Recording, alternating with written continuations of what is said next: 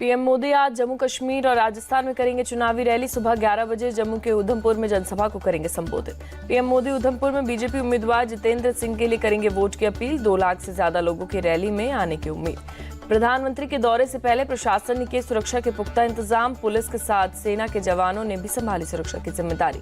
प्रशासन ने उधमपुर को नो फ्लाई जोन घोषित किया। जनसभा स्थल के आसपास ड्रोन और गुब्बारे उड़ाने पर भी लगा बैन। जम्मू कश्मीर के बाद पीएम मोदी की राजस्थान में 2 रैली। दोपहर 2:15 बजे बाड़मेर में करेंगे जनसभा को संबोधित। पीएम मोदी बीजेपी उम्मीदवार कैलाश चौधरी के लिए करेंगे वोट की अपील। निर्दलीय उम्मीदवार रविंद्र सिंह भाटी और कांग्रेस प्रत्याशी उम्मेदाराम बेनीवाल से कड़ी टक्कर। पीएम मोदी शाम 4:15 बजे दौसा में करेंगे रोड शो। बीजेपी उम्मीदवार कन्हैयालाल मीणा के लिए करेंगे चुनाव प्रचार। पीएम मोदी गुरुवार को राजस्थान में इंडिया अलायंस पर जमकर बरसे। कहा भ्रष्टाचारियों पर कड़ा एक्शन हो रहा, इसलिए एकजुट हो रहे। पीएम मोदी ने कहा कितनी भी गाली दो, भ्रष्टाचारियों को जेल जाना ही पड़ेगा, ये मोदी की गारंटी। राजस्थान से पहले ऋषिकेश में पीएम ने डमरू बजाकर किया चुनावी शंखनाद। कहा भारत में मजबूत सरकार दुश्मनों को घर में घुसकर मारते हैं। पीएम मोदी ने कांग्रेस को विकास और विरासत विरोधी बताया। कहा कांग्रेस होती तो देश में सब कुछ लुट जाता। पीएम मोदी पर राहुल गांधी का पलटवार। महंगाई बेरोजगारी पर नहीं बोले पीएम, सिर्फ ध्यान भटकाने में लगे हुए हैं। राहुल गांधी ने पीएम को घेरा। कहा जब संसद मैंने अडानी पर सवाल पूछे तो मेरी सदस्यता छीन ली, सुप्रीम कोर्ट ने वापस दिलाई। राहुल गांधी की आज तमिलनाडु के कोयम्बटूर में इंडिया गठबंधन के लिए रैली। सीएम स्टालिन भी करेंगे जनसभा को संबोधित। राहुल गांधी डीएमके उम्मीदवार गणपति राजकुमार के लिए करेंगे वोट की अपील। बीजेपी प्रदेश अध्यक्ष के अन्नामलाई के साथ कड़ा मुकाबला। कोयम्बटूर में चुनाव प्रचार के दौरान भिड़े बीजेपी और डीएमके समर्थक। झड़प में दोनों तरफ के कई लोग घायल। हंगामे के दौरान पुलिस ने संभाला मोर्चा। दोनों पक्षों को कराया शांत। घायलों को अस्पताल में कराया गया भर्ती। कोयम्बटूर में तमिलनाडु बीजेपी अध्यक्ष के अन्नामलाई का रोड शो। अन्नामलाई ने रोड शो के दौरान बजाया ढोल। टीडीपी महासचिव नारा लोकेश भी अन्नामलाई के साथ रोड शो में शामिल। अन्नामलाई के समर्थन में मांगे वोट। टीडीपी के राष्ट्रीय महासचिव नारा लोकेश ने की अन्नामलाई की तारीफ। कहा वह एक युवा हैं, उन्होंने पदयात्रा की है, लोगों की समस्याओं को अच्छी तरह से समझते हैं। नारा लोकेश ने अन्नामलाई की जीत की उम्मीद जताई। कहा उन्होंने तमिलनाडु के लोगों की सेवा के लिए अपनी नौकरी छोड़ी, लोग भी इसी तरह उनका साथ देंगे। टीडीपी महासचिव ने कहा निश्चित रूप से एनडीए की सरकार बनने जा रही है। एनडीए को 400 से अधिक सीटें मिलेंगी। डीएमके ने पूरे तमिलनाडु में पीएम मोदी के खिलाफ लगाया पोस्टर। पीएम मोदी की तस्वीर वाली पोस्टर पर लगाया बारकोड। लोगों से स्कैन करने और घोटाले देखने की अपील की। मनाली में बीजेपी उम्मीदवार कंगना रनौत ने राज्य के मंत्री विक्रमादित्य पर विवादित बोला। कहा एक पप्पू दिल्ली में है और एक हिमाचल प्रदेश में। कंगना रनौत ने कांग्रेस पर खुद को कलंकित करने का आरोप लगाया। कहा हम कला को नहीं, कला हमें सिखाती है और तुम कौन होते हो पूछने वाले। कंगना रनौत के बयान के जवाब में विक्रमादित्य ने उन्हें बताया बड़ी बहन। कहा आज तक हिमाचल में ऐसी भाषा का उपयोग नहीं हुआ। क्षत्रियों पर विवादित बयान देकर राजकोट से बीजेपी उम्मीदवार पुरुषोत्तम रूपाला बुरी तरीके से फंसे। क्षत्रिय समाज की एक महिला नेता ने रूपाला की उम्मीदवारी के खिलाफ शुरू की भूख हड़ताल। सपा प्रमुख अखिलेश यादव आज पीलीभीत से करेंगे चुनाव प्रचार का आगाज। सपा उम्मीदवार भगवत सरन गंगवार के लिए करेंगे वोट की अपील। केंद्रीय गृह मंत्री अमित शाह की आज यूपी के मुरादाबाद में रैली। सुबह 11:15 बजे जनसभा को करेंगे संबोधित। अमित शाह आज तमिलनाडु के मदुरई में करेंगे रोड शो। शाम 5:30 बजे पेरियार बस स्टैंड से विलकुथुन जंक्शन तक होगा रोड शो। एमपी सरकार में मंत्री कैलाश विजयवर्गीय का नकुलनाथ पर बोला करारा हमला। कहा कांग्रेस उम्मीदवार को दिख रही हार। छिंदवाड़ा में कांग्रेस नेता के पास कैश मिलने के बाद लगाए गए कई आरोप। कहा हार की हताशा में नकुलनाथ कहीं शराब बांट रहे तो कहीं पैसा। कैलाश विजयवर्गीय ने वोट के लिए नोटतंत्र के इस्तेमाल का आरोप लगाया। कहा इसकी चुनाव आयोग में करेंगे शिकायत। छिंदवाड़ा सीट को संवेदनशील घोषित करने की मांग करेंगे। लालू यादव की बेटी मीसा भारती का अटैक। कहा हमारी सरकार आई तो पीएम मोदी समेत सभी बीजेपी नेता जेल में होंगे। मीसा भारती के बयान पर घमासान। बीजेपी महासचिव विनोद तावड़े बोले विपक्ष के प्रचार का स्तर गिरता जा रहा। मीसा भारती के बयान पर भड़के विजय सिन्हा। कहा चपरासी क्वार्टर से महलों के राजा कैसे बने, देना होगा हिसाब। पहले अपने परिवार के घोटालों को देखे मीसा भारती। देवेंद्र फडणवीस का पलटवार। मीसा भारती सरकार बनने का सपना देखना बंद कर दे, बीजेपी नेता रविशंकर प्रसाद का निशाना। बेरोजगारी, महंगाई जैसे मुद्दों पर बात करने से डरती है बीजेपी। आरजेडी नेता तेजस्वी यादव का बयान। पीएम मोदी के बिहार दौरे पर तेजस्वी यादव का सवाल, बिहार के लिए 5 साल में क्या करेंगे बताएं। आसनसोल से अपने विरोधी उम्मीदवार एसएस अहलुवालिया पर शत्रुघ्न सिन्हा का तंज, कहा आते ही तुष्टीकरण की बात करने लगे। पश्चिम बंगाल की सीएम ममता बनर्जी की आज 2 रैली कूच बिहार और अलीपुरद्वार में करेंगे जनसभा को संबोधित। सीएम ममता बनर्जी का बयान, दंगा भड़काने की कोशिश होगी, शांत रहना, जाल में मत फंसना। सीएए, एनआरसी और यूसीसी को स्वीकार नहीं करेंगे, ममता बनर्जी का बयान। ओडिशा के संबलपुर में केंद्रीय मंत्री धर्मेंद्र प्रधान का चुनाव कैंपेन जारी। धर्मेंद्र प्रधान ने युवा और फर्स्ट टाइम वोटर्स से मुलाकात की, समर्थन की अपील की। 14 से 17 अप्रैल तक पीएम मोदी की ताबड़तोड़ रैली। एमपी, कर्नाटक, बिहार समेत 7 राज्यों को करेंगे दौरा।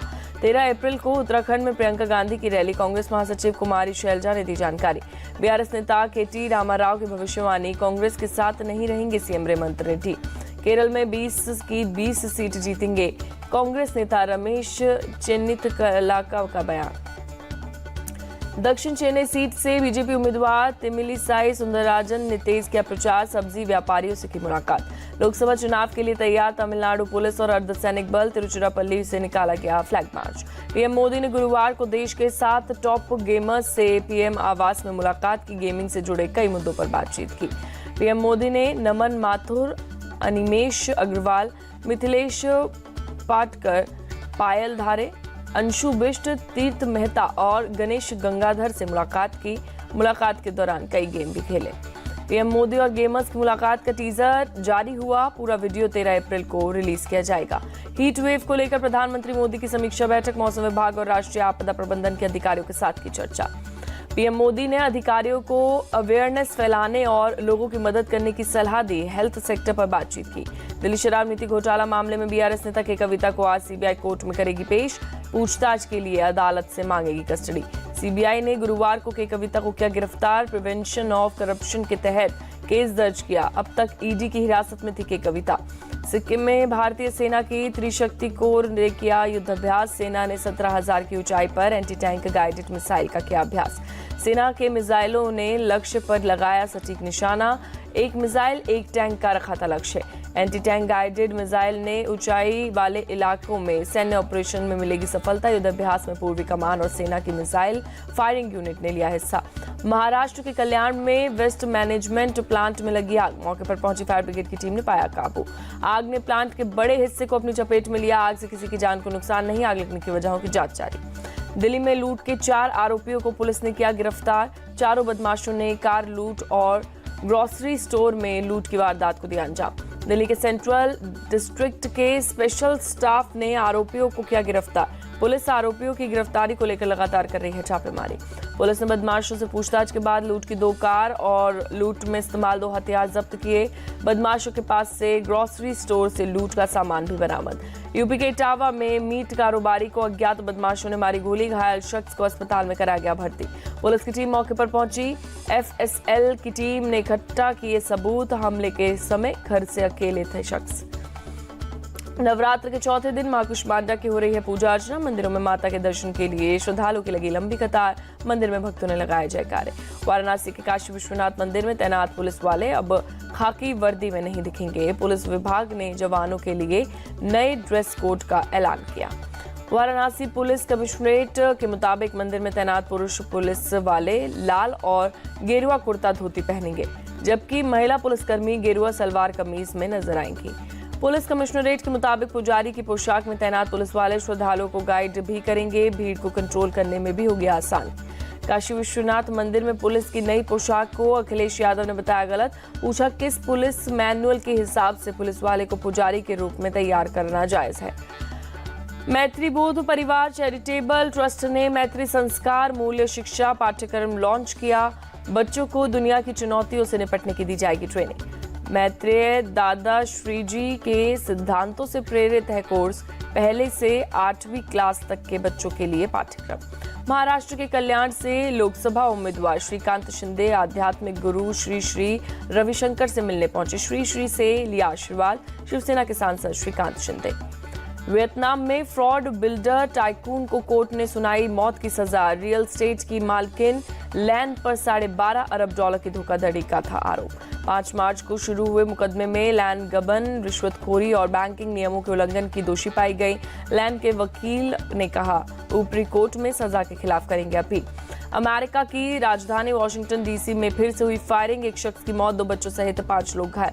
मेट्रोपॉलिटन पुलिस के मुताबिक एक कार से आए कुछ संदिग्ध लोगों ने भीड़ पर की फायरिंग, हमलावरों की तलाश जारी। गाजा में इजरायली हमले में पिछले 24 घंटे में 122 फिलिस्तीनियों की मौत, कई लोगों के मलबे में दबे होने की आशंका, बढ़ सकते हैं हताहतों के तादाद। गाजा में अब तक इजरायली हमले में 33,482 लोगों की मौत। गाजा हेल्थ मिनिस्ट्री के मुताबिक 76,049 लोग घायल हुए। इजरायली पीएम बेंजामिन नेतन्याहू ने दी ईरान को खुली चेतावनी, जो हम पर हमला करेगा हम उसका जवाब देंगे। यूक्रेन की संसद ने सैन्य भर्ती का नया विवादित कानून किया पारित, हर एक नागरिक को सेना में भर्ती होकर देनी होगी अनिवार्य सेवा। यूक्रेनी सेना ने रूस के साथ जंग में 5 लाख से ज्यादा सैनिकों की जरूरत बताई। यूक्रेन के नागरिकों में नए कानून को लेकर दिख रही है उदासीनता। बिना रूस की मौजूदगी में यूक्रेन को लेकर किसी भी शांति वार्ता का कोई भी मतलब नहीं, रूस के प्रवक्ता ने शांति वार्ता के स्विस प्रस्ताव को बताया मूर्खतापूर्ण। चीन ने अमेरिका की 2 डिफेंस कंपनियों को किया ब्लैकलिस्ट, ताइवान का समर्थन करने पर कार्रवाई। जापान की करेंसी येन 34 साल के न्यूनतम स्तर पर पहुंची, $1 की कीमत करीब 153 येन दर्ज हुई। 91 देशों में एप्पल ने यूजर्स को आगाह किया, पेगासस जैसे सॉफ्टवेयर से बचने की सलाह दी। आईपीएल में लखनऊ सुपर जायंट्स और दिल्ली कैपिटल्स के बीच आज होगा मुकाबला, लखनऊ के कान्हा क्रिकेट स्टेडियम में हो गई भिड़ंत। एलएसजी के मुताबिक अब तक 4 में से 3 मैच जीते और दिल्ली को 5 में से 4 में हार मिली। पॉइंट्स टेबल में आखिरी पायदान पर है दिल्ली कैपिटल्स। मुंबई इंडियंस ने आईपीएल में अपनी वापसी का शंखनाद किया, रॉयल चैलेंजर्स बेंगलुरु को 7 विकेट से हराया। बुमराह, कृष्ण और सूर्य की तिकड़ी ने दिलाई मुंबई इंडियंस को लगातार दूसरी जीत। 27 गेंद बाकी रहते रॉयल चैलेंजर्स बेंगलुरु को दी शिकस्त। जसप्रीत बुमराह ने शानदार गेंदबाजी करते हुए 5 विकेट चटकाए, आरसीबी को 196 रन पर रोका। आईपीएल में आरसीबी के खिलाफ सबसे ज्यादा विकेट लेने वाले बॉलर बने बुमराह, आशीष नेहरा का भी रिकॉर्ड तोड़ा। विराट कोहली सिर्फ 3 रन बनाकर पवेलियन लौटे। आईपीएल में जसप्रीत बुमराह ने 5वीं बार कोहली को आउट किया। राजस्थान रॉयल्स के कप्तान संजू सैमसन पर 12 लाख रुपए का जुर्माना। गुजरात टाइटंस के खिलाफ मैच में स्लो ओवर पड़ा महंगा। केकेआर टीम में खिलाड़ियों के कालीघाट मंदिर ने मां कालका के दर्शन करते नजर आए, वीडियो सोशल मीडिया पर हो रहा वायरल। एशिया चैंपियनशिप में भारत के रेसलर उदित को सिल्वर, अभिमन्यु को और विकी को ब्रॉन्ज मेडल मिला। पेरिस ओलंपिक्स से पहले स्पेन में प्रशिक्षण लेंगी ज्योति यार्जी। खेल मंत्रालय के मिशन ओलंपिक सेल ने प्रस्ताव को दी मंजूरी।